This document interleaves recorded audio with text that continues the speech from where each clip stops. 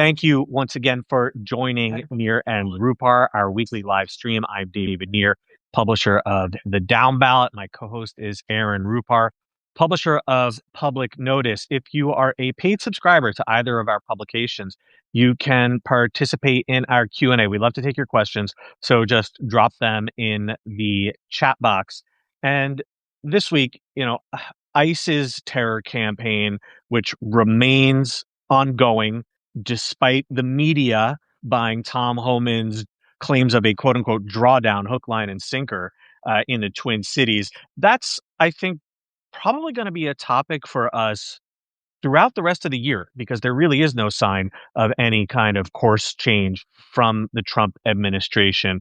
But we kind of wanted to broaden things out. And Aaron keeps his finger on what Trump is saying and the pulse of the GOP closer than anyone else. And lately, Trump's most delusional, whacked out, conspiratorial claims, these are things that Republicans have often tried to stiff arm a little bit. They claim they haven't seen the tweet, they didn't see the video clip. They try to engage in whataboutism, claim Democrats are doing X, Y, and Z. Why don't you ask about that instead? But lately, Aaron, your conclusion is that congressional Republican leaders have really embraced Trump's craziest shit, hook, line, and sinker, with a willingness and an openness that feels different now. Yeah, and we'll get to that, but I want to note up top that it's kind of an interesting day to have this conversation, because just before we went live, I was kind of sorting through the responses to the extremely racist video that Trump posted overnight, which I'm guessing most people now have seen, at least the still, depicting the Obamas as apes. And this was one that kind of cuts against the thesis of today's episode a little bit, because I actually saw, Roger Wicker and Tim Scott with pretty strong statements condemning Trump's post, calling on him to delete it and apologize. Trump has deleted it, but not apologized. He's throwing an unnamed staffer under the bus. But that's always interesting to me, because I think when Trump does stuff like that, it kind of creates a permission structure for Republicans to criticize him a little bit, which I think is helpful to kind of build that muscle, that kind of muscle capability. I don't know if it's not memory, because they've never really done it before in some cases, but that capacity, I guess, is maybe a way of putting it. So that kind of cuts against, what we're going to talk about in the context of voting, because there have been a couple bills now in Congress that Trump has really been pushing hard. And it's a little bit of a difficult thing to talk about, because these bills have been changing. And, when Trump brings up, like, for instance, the SAVE Act, it's not totally clear if he understands what's in it, because at various points he has hyped provisions that are not actually in the legislation in the context of promoting this bill. And the bills have changed as they have been redrafted over time as well. But the reason that we kind of landed on this as a topic for this week, at least in my mind, were the comments that Mike Johnson made 2 days ago, which, I posted the clip. He was kind of giggling with reporters at the Capitol, and he was asked about the SAVE Act and kind of what his concerns about voting are. And he echoed some of the conspiracy theories that Trump has pushed in the past about mail ballots, and this idea that as the votes are counted, that this is somehow tantamount to cheating. So, for instance, because at least in past election cycles, there has been a tendency more among Democratic voters to vote by mail than Republicans. We've seen Trump make hay out of this too, that if there's an earlier count of the in-person ballots and Republicans are ahead, and then the mail votes are counted and it shifts the result toward the Democratic candidate, that somehow that's the result of ballot boxes being stuffed or cheating, maybe on behalf of the election workers, something like that. And, Johnson paid lip service to this, where he mentioned that there are 3 members in the House. He didn't name them, but, there are 3 different races that he alluded to where a Republican had been ahead, and then when all the votes were counted, the Democrat ended up winning that race. And he said, does this look like fraud to me? Yes, it does. Can I prove it? No. So kind of, giving away the game there. But, I thought this was kind of a pretty remarkable comment by Mike Johnson, who usually is pretty careful. It's kind of become a meme almost, his comments about like never seeing anything that Trump posts, or, Trump says something outrageous and then he's asked at a press conference about it and I'm too busy. I didn't have a chance to see that, or I'm not familiar with what you're talking about, or that's not my prerogative. That's the DOJ and that's up to the administration. But the fact that he kind of went there with the voting conspiracies as Trump, is making a big deal out of this legislation that he wants. And there's also kind of talk in the background now as we face a partial government shutdown in a week, about Republicans maybe making another pass at getting rid of the filibuster in the Senate, which is something that Trump has called upon them to do. And, Thune has at least indicated some openness to, at least tweaking the rules, if not like totally getting rid of the filibuster, doing more of like a standing filibuster, which would require Democrats to actually hold the floor time actively. And that's not something you can do forever, of course.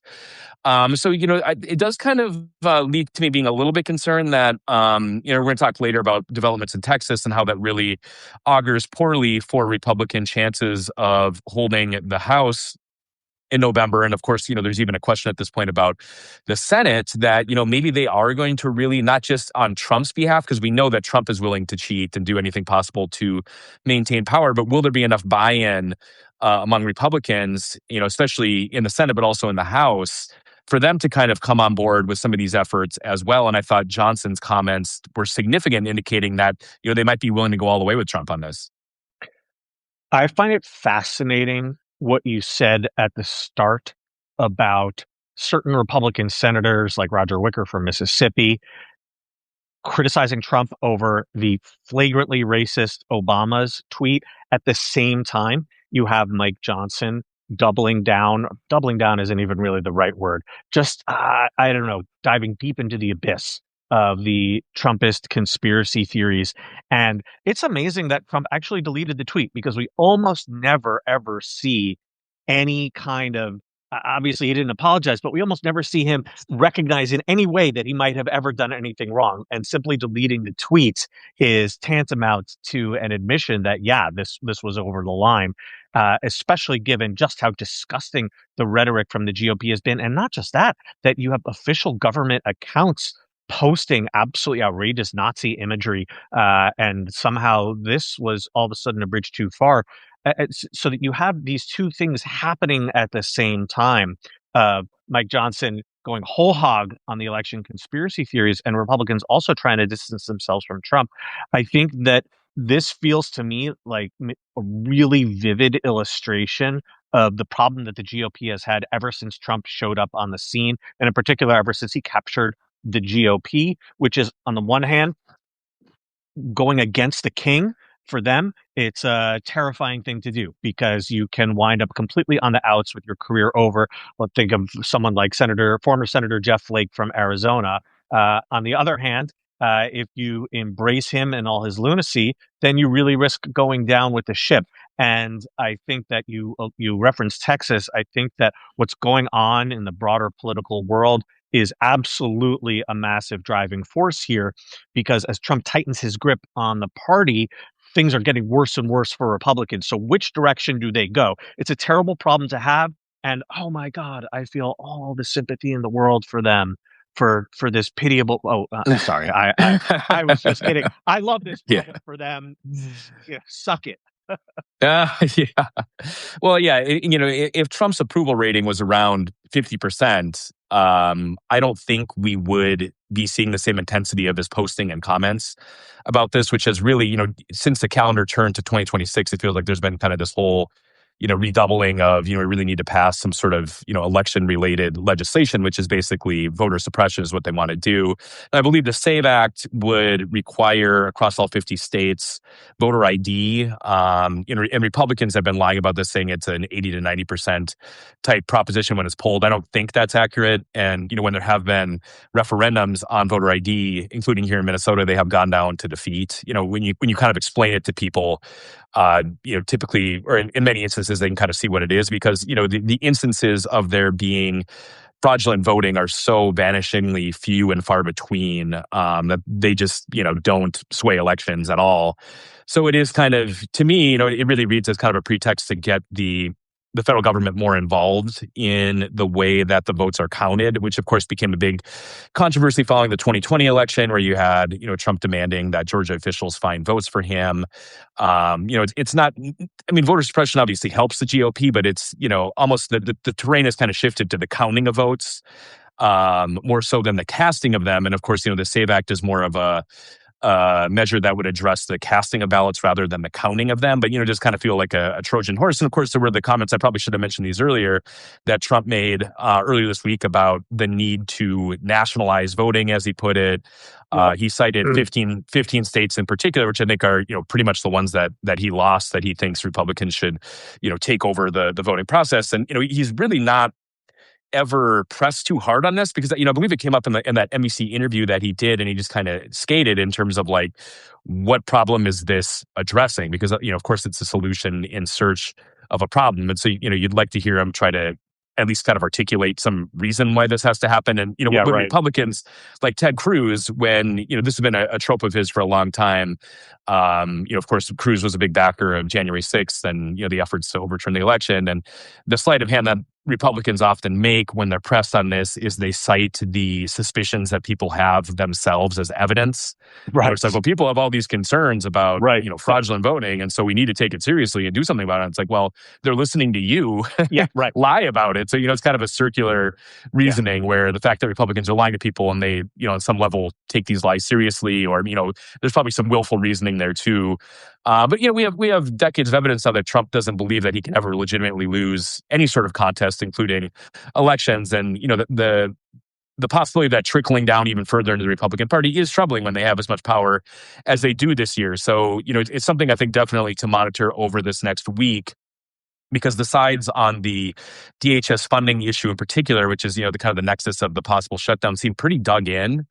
And just listening to the members who were on television today, I'm not seeing a lot of room, in terms of, I'm not seeing a lot of give on either side in terms of a deal being struck there. So, it does leave me wondering if maybe this will be the one where Trump, who has been demanding that the filibuster be demolished now for months, if maybe this is finally the time where Republicans take him seriously. Of course, the shutdown only affects, it's like 4% of government funding. It's basically like TSA, Coast Guard, DHS, not even necessarily ICE, because ICE is funded in large part through the big, beautiful bill. Yeah. But, it seems like we're maybe careening towards at least a partial shutdown. And I don't really, I think Democrats are going to, and for good reason, really be roasted if they cave on the ICE reforms. And Republicans haven't really indicated a lot of willingness to deal on those. And so, I do kind of wonder if, we talked about this months ago, that one of the reasons Trump would want to get rid of the filibuster as urgently as he does is for some sort of voting related legislation, being able to pass that with 50 votes. And, maybe that is where this is headed.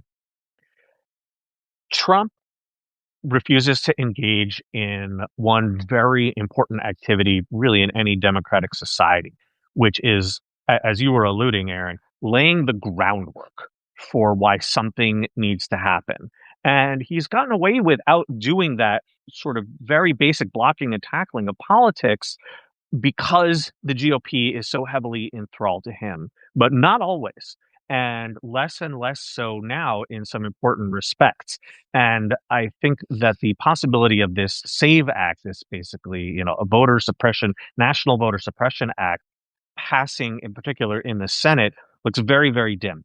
And I think the same reasons why Thune absolutely stiff-armed Trump about getting rid of the filibuster over the last government shutdown still apply now, because Republicans know that the filibuster is a huge, important tool for them to stop anything that Democrats might want to do, that it matters much more for Democrats than it does for Republicans. And Republicans are rightly very worried about losing their grip on Congress. And we had a couple of questions asking about the odds of Democrats taking back the Senate, and in particular, another question about winning the Senate race in Texas. And we'll get to more electoral topics a little bit later in the show. They're very good questions. But if you are the GOP and you are genuinely worried that Democrats could flip the Senate, which is possible, then yeah, weakening the filibuster further right now, like at least if you're John Thune, at least force Democrats to do that Jan 2027. Don't do that now. So I think the fact that Trump has not psyched his party up sufficiently to pass something like the SAVE Act, I just don't see it happening.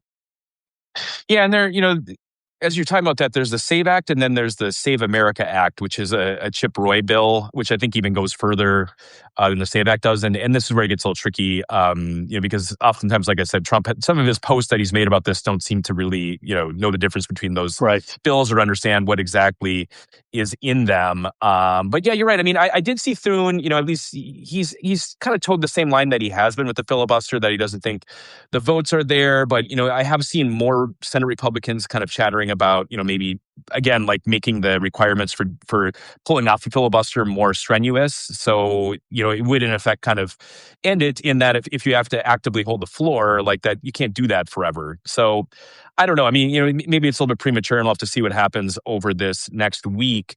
But, certainly it seems like Democrats are pretty dug in on the ICE reforms, and Republicans have kind of dismissed them out of hand. And that's, been kind of a troubling thing this week too, where even guys like Tom Tillis, who, has been quite critical of Trump, or at least, Tillis still kind of criticizes Trump's advisors more than Trump, where he'll say something to the effect of like, I think the president's Right. getting bad advice rather than I think the president is a lunatic or something like that, which would be more accurate. But even he on the ICE reforms, he had a TV hit that he did, I think on CNN earlier this week, where he said that he does not think it's appropriate to demask the ICE officers because, he thinks that they're going to be doxxed or people are going to show up at their homes, as though we haven't, for over a century of law enforcement in this country, been just fine with them having badges and their faces out and identifying, characteristics on their bodies, so you know who's who.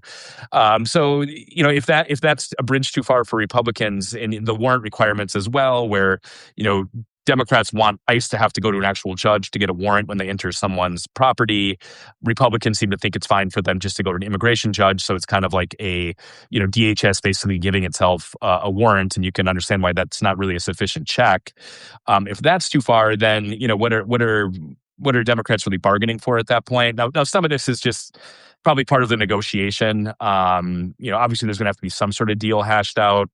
But I don't think it's going to be tolerable for the Democratic base if Schumer and company basically just cave, with like a pinky swear, and that's where I'm not sure how much give there's going to be on the Republican side. So, a very nice comment from Alyssa, thanking us for. I did a live stream with G. Elliott Morris yesterday from Strength in Numbers, and we talked a lot about the polling around ICE and immigration enforcement in general. And the recent numbers continue to be very bad for Donald Trump. But you're talking about the potential negotiations over this funding bill. The public in general is very much in favor of all of the requirements that Democrats are demanding, including things like getting rid of the masks. And so I think you're right that right now, the rage of the Democratic base and just ordinary Americans is white hot over what we have seen in your hometown, Aaron, and across the country. And Democrats, hopefully in Congress, understand that caving in some material way would be potentially catastrophic, especially for members who face primaries. There are a lot of incumbent Democrats who face very stiff primary challenges, and a real Schumer Jeffries cave could hurt them even worse. But hopefully, they're looking at the polling and saying, "Wow, this is actually popular." Too often, congressional Democrats believe they have to react to polling, that they can't actually influence the public's views. The GOP takes the exact opposite stance. But at least in this case, the polling is already favorable for Democrats. So hopefully they'll hang strong because, yeah, if a majority of Americans by a pretty sizable margin want to see no masks, then what do you have to lose from sticking to your guns on that? Yeah, and correct me if I'm wrong. I'm sure you guys maybe touched upon this yesterday, but from what I've seen, even abolish ICE at this point, I don't think it's quite a majority view, but I think some of the polls have had it as a plurality view, at least, right? So, I mean, that seems quite significant in its own right. Is that your understanding of the polling too? Yeah, that's correct. And I think that it's very important as well to understand that there's something that polls struggle to capture, which is the intensity of feeling that people have on one side of an issue or another. And right now, the level of intensity, the anti ICE intensity, is a million times greater than it is on the other side. And we know this simply because we have seen the response in cities like Minnesota of people getting out there in sub-freezing weather, putting their bodies and lives on the line to thwart ICE, to protect their fellow Minnesotans. And there's nothing comparable happening on the other side. It's not like there are counter protests, counter demonstrations. Where are the right wing thugs showing up to, back the blue and No, support ICE? I Right. think they're all on ice now, aren't they? I mean, aren't they just Right. basically ice up? So it's, like the civil disobedience is coming from inside the house at this point on that side where, I mean, civil disobedience isn't quite the right word, but you know what I mean? Right. Right. Yeah, there's one of the Pardon J Sixers has been on he's been running riot here in the Twin Cities. I was getting DMs that he was arrested for something else last night. He's got a new booking photo. I mean, I don't think Good he's for not actually an him. ICE agent. Yeah, but Right. I do, because I think, part of the secrecy is that they want to have surrounding these agents. I'm sure it pertains a little bit to just some of the unsavory characters that are ICE agents, that but there's kind of a deeper issue too here, and we ran a Q&A today with Delia Ramirez, who's a Oh, congresswoman yeah. from Illinois and has been on the front lines of not just abolishing ICE, but dismantling DHS more broadly. And oh man, I lost my train of thought on that. I apologize. But anyway, so I do recommend people check out the Q&A. She makes the case for dismantling DHS beyond just abolishing ICE. And maybe at some point I'll remember what point I was going to make specifically about that. But Well, as someone who sort of became very politically focused and aware in the era when the Department of Homeland Security was created, it really was such a misbegotten giant. There was perhaps at the core, this was happened right after 9/11. At the core, there was perhaps a viable idea that U.S. intelligence agencies weren't adequately or properly sharing information with one another, and therefore bringing them under one roof would help with that coordination to help prevent future terror attacks. And of course, it became this Frankenstein monstrosity and gave birth to things like ICE. And I think it's smart and wise for people like Delia Ramirez to be thinking a few steps ahead. Because, yes, right now, ICE is justifiably in the crosshairs. Maybe that's a term I shouldn't use, but ICE is under intense scrutiny and its future is very much in doubt, which is a good thing. But DHS itself, this may be a little bit beyond where we were planning to go today, but DHS itself definitely should also deserves a lot of scrutiny and probably should be broken up for parts as it was before. And I think Democrats often don't really play the long game. And breaking up DHS, that would be the work of many, many years. But this is the right time to start talking about it when people are particularly upset, when its abuses are being particularly well exposed. This is how you start to lay the groundwork for major reforms. yeah, and that actually does dovetail with the point I was going to make, which I have not remembered what it was. That the point that Representative Ramirez made is that more training is not sufficient because, for instance, the CBP officer who killed Alex Preddy, I think was like a 12-year veteran of the Border Patrol. So, and even the officer who shot Renee Good, Jonathan Ross, was a veteran, who had been working in law enforcement for many, many years. And so, the rot kind of goes deeper than this idea, which Yeah. is kind of an easy talking point for people like Schumer, who have heard him say this many times, that, they need to have the same training that other law enforcement agencies has. But, it seems like the rot goes a little bit deeper and there's kind of like a culture of impunity. And I don't doubt that, when JD Vance got in front of the TV cameras after the Renee Good shooting and mentioned, which was untrue, but he claimed that DHS officers have total immunity. That's significant, and I'm sure people kind of believe that on some level, and that's reflected in these atrocities that we've seen. So I think that kind of bolsters that. That was kind of a centerpiece of the case that Representative Ramirez made when we pressed her on that point. Why isn't more training sufficient? It's because these officers, in a lot of the instances, the two most high profile ones of them killing people, had lots of training. Yep. So I think that kind of speaks to maybe the necessity to go deeper than just sort of like the reforms that seem easy and sort of common sense, but wouldn't really necessarily address the core issue. As folks have said, the problem was not the lack of training for the guards at Dachau.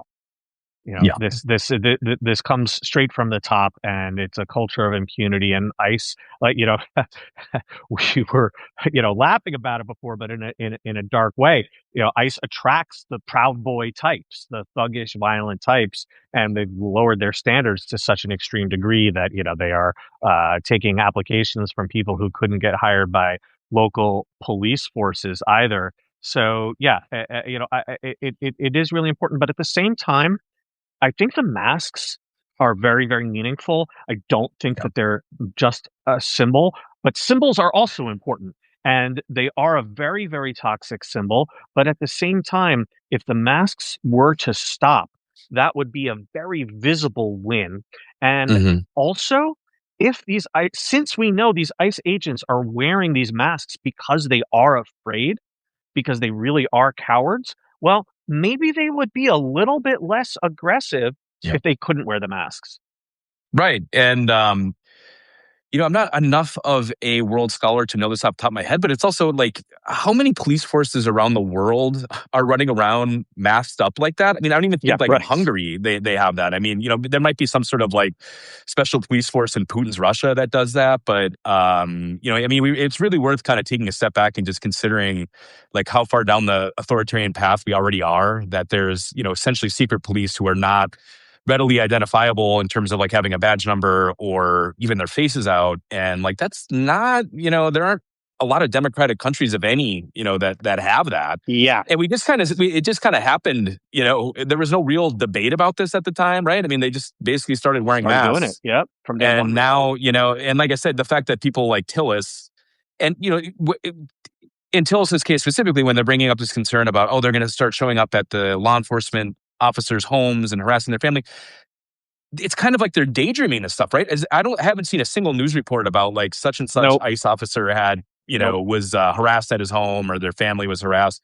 So yeah, I mean, in theory, you can kind of like dream up a scenario, but you could do that for local police too, right? So, if it's good enough for local police and places like New York City, that are pretty high profile, or, any other police force you can think of in the country where they've never had to wear masks to their jobs, FBI, et cetera. It seems like it should be the same standard for ICE. There's no reason to give them kind of this extra level of impunity.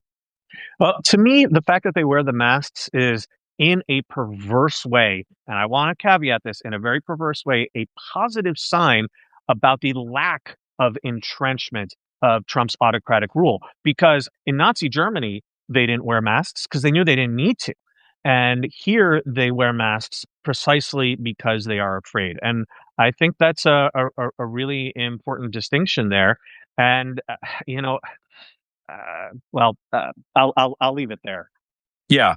Well, with the time we have left, let's take a bit of a step back here, because the other piece of this discussion that we began the episode with, in terms of, Republicans learning to love some of Trump's delusions and the meddling in elections, the idea that elections should be nationalized and we should change the way that votes are counted, is that, which I've already kind of touched on this, that they wouldn't be doing this if they felt good about, what's coming for them this November and in 2028. And I think another, and maybe one of the more sensational examples of this came in Texas, with a House seat that, and, I'll defer to David on some of the details here, but a race that, myself included, was not really on most people's radars whatsoever. I mean, I wasn't even really aware of it until Trump started posting.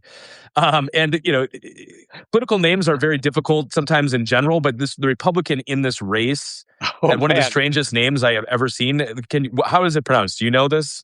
So yeah, that's so funny, Aaron. I'm happy to give the background. So Yeah. You're right that that race was not on a lot of people's radars, but it is the kind of thing that we cover very closely at the Down Ballot. So if you are interested in these kinds of special elections, please check us out, the-downballot.com. So the Republican candidate, her name is Lee Wamsgans, and it's spelled Wamsganss.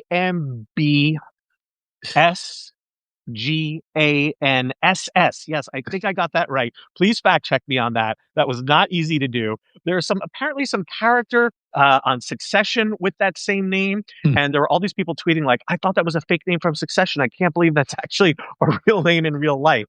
But yes, she was a real life character, if you can believe it. So this was for a state Senate seat in Texas, in Fort Worth, in a very conservative part of Tarrant County.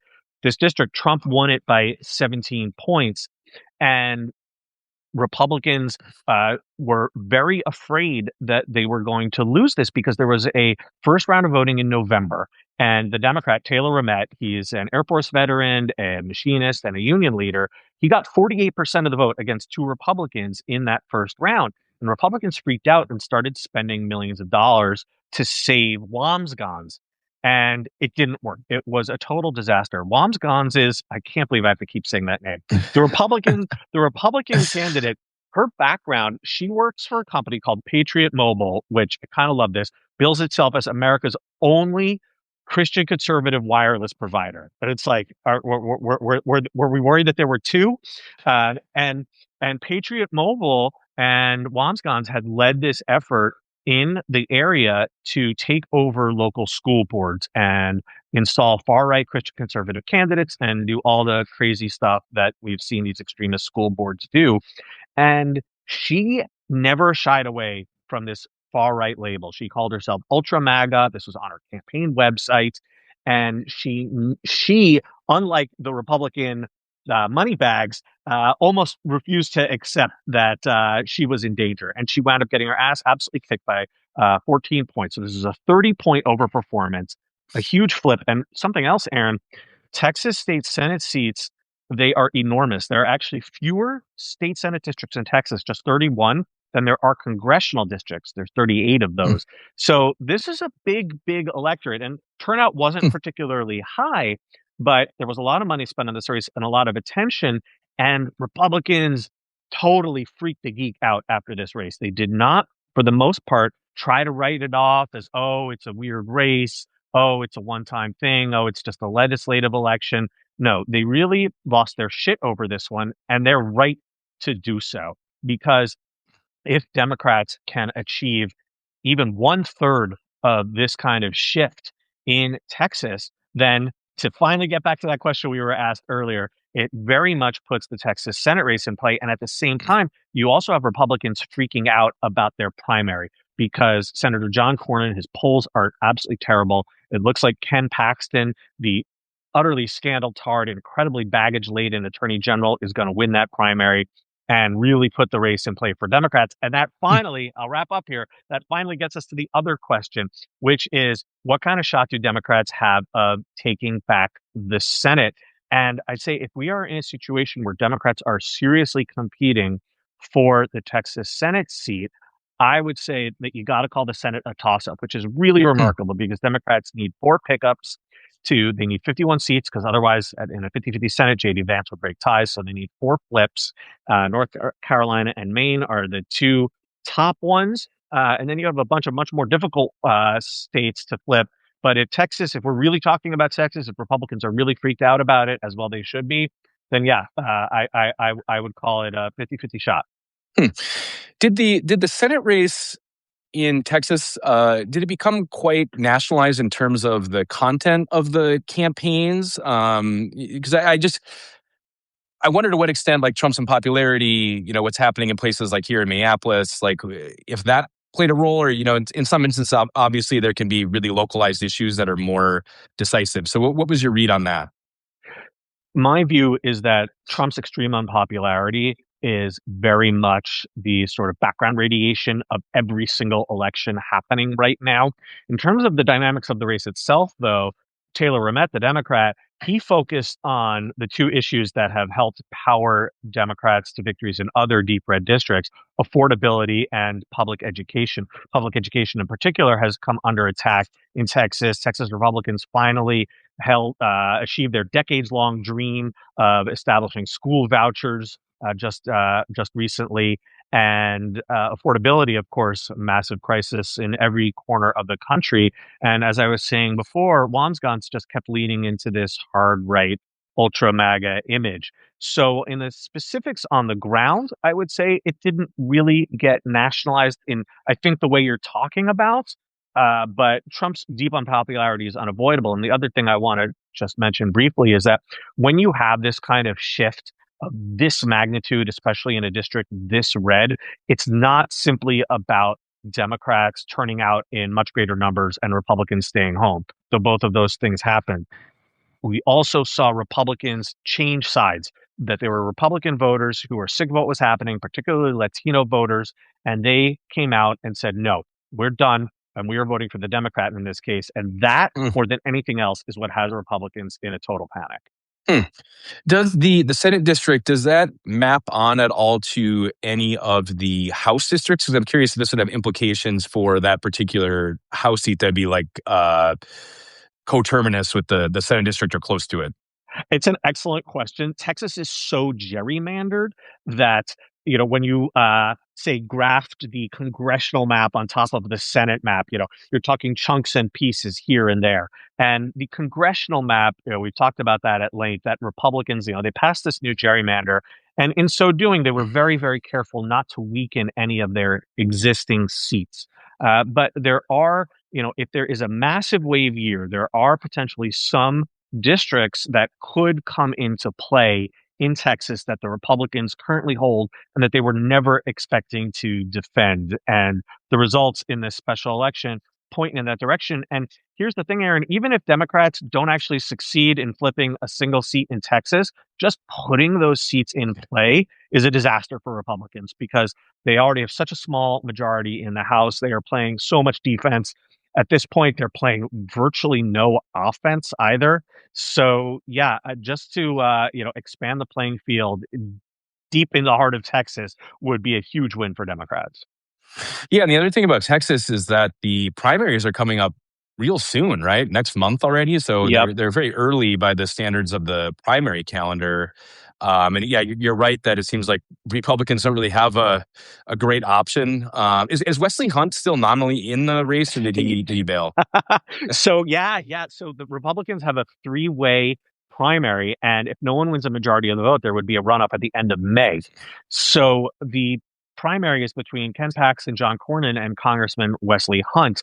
And the Republican establishment doesn't like Wesley Hunt either. He's a real self-aggrandizer.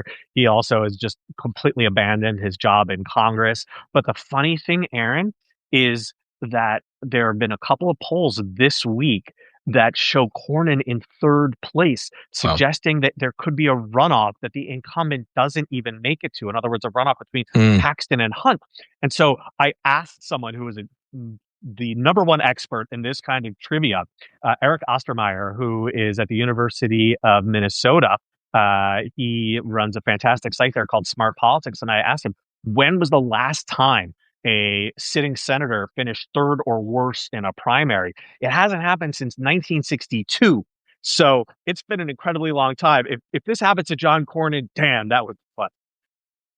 Is the source of Cornyn's unpopularity just that Trump doesn't really like him that much? I mean, I've been trying to kind of rack my brains about like what would explain that he just seems kind of like a dead fish in Texas, where he's still like he's just kind of it's over for him. But I don't really know exactly what he did to become so unpopular. It's a really interesting question. We did a very detailed piece on exactly this topic and this race at the down ballot earlier this week. And there was a quote, not a quote that we gathered, a different publication. I can't recall off the top of my head, but I thought it was a really telling quote that perfectly encapsulated Cornyn's problem. And this GOP strategist or whomever said something to the effect of, how can you be Mitch McConnell's best friend for 18 years and then be Donald Trump's best friend for 18 months? And Cornyn just simply has that establishment stench on him for the MAGA base. Um, he, he's never really espoused that hardcore MAGA vibe in the way that you see newer breeds of Republicans doing. And, when you're part of the establishment and when you're Mitch McConnell's number two for so many years, you wind up making deals with Democrats and you wind up getting into the muck of politics. And, Mitch McConnell achieved extraordinary things for the conservative cause, disgusting things, but he was unbelievably effective. And Republicans hated him, primary voters in particular. And John Cornyn is just basically kind of, like I said, that stench attached to him too. The Republican primary voters at least don't really seem to care what you accomplish. They want to know that you just hate the libs as much as they do. Yeah, and I know we don't really have time to get into it yet with the time we have remaining in this episode, but what's your sense of how the Democratic primary is shaping up down there? I know there was a little bit of a kerfuffle over some comments that Tallarico, which we don't need to necessarily get into. There was a whole kerfuffle over comments that he allegedly made to a TikToker that were kind of racially insensitive, and there's some controversy about whether they were accurately conveyed by this TikToker, but it got a little bit ugly. But that seems like a pretty even matchup to me. Just intuitively, they both seem like they have both Crockett and Tallarico have some strengths. So has there been any real polling done, or how is that shaping up? It's hard to poll a primary. It's always hard to poll a primary. It's not like a general election, where people are in their, divided, D versus R camps. And the polling has generally shown either an even race or Tallarico ahead.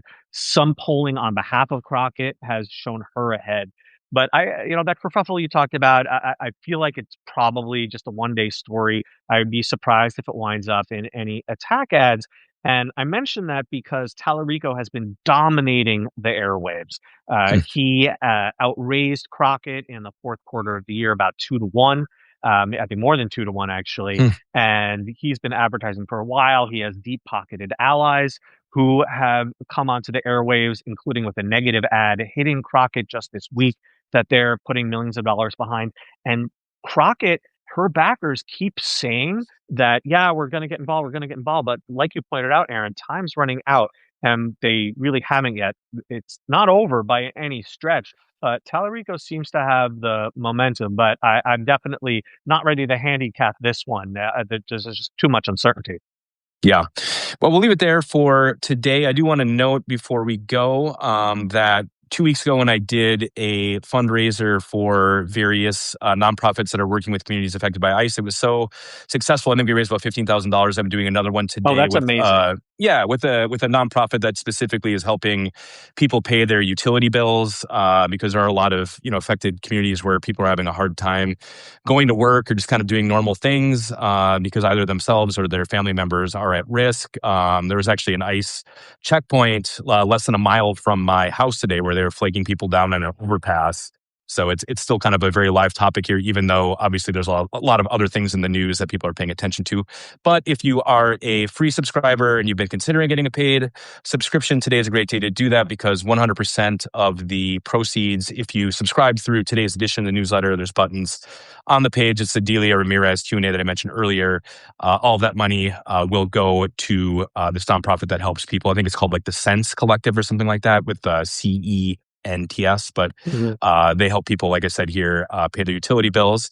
And on the other side of the equation, obviously David does fantastic coverage of races like the Texas race we were just talking about. So if you are not yet a paid subscriber to the Down Ballot, what are you waiting for? Obviously, we have the big primary coming up just already next month, as crazy as that is to say, since I feel like we've been waiting for the 2026 election like since November 5th, 2024. Right. It's always been 2026. Well, they're pretty much here now or very close to it.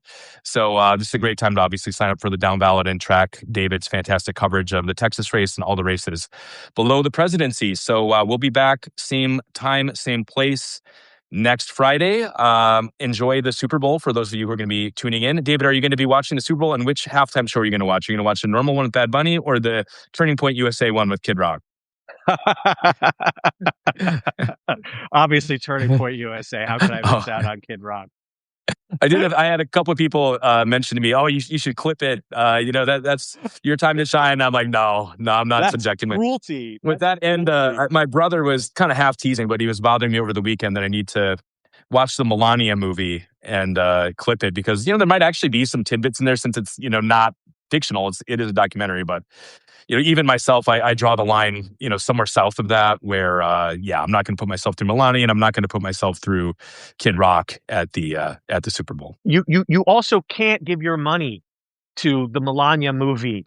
You got to pirate that. There's got to be I some didn't say. torrent. There's got to be a torrent site out there. The torrent sites are old school, from when you were starting the down ballot. When I was in college, I remember downloading a lot of specifically music. But I guess I shouldn't say that because Cash Patel will investigate now or something. But in any We event, didn't say that. We didn't hear that. We'll edit out the last couple minutes of this to make sure that is included. But enjoy the Super Bowl, everybody. If you're going to be tuning in, and even if not, we will hope you have a good weekend, and we'll see you back here a week from today.